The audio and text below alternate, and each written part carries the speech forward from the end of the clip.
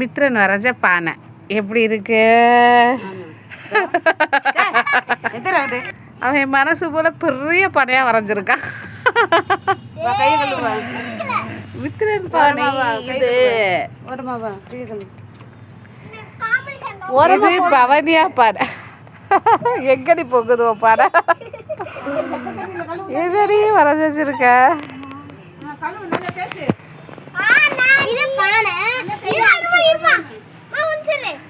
இது இனியன் பானை.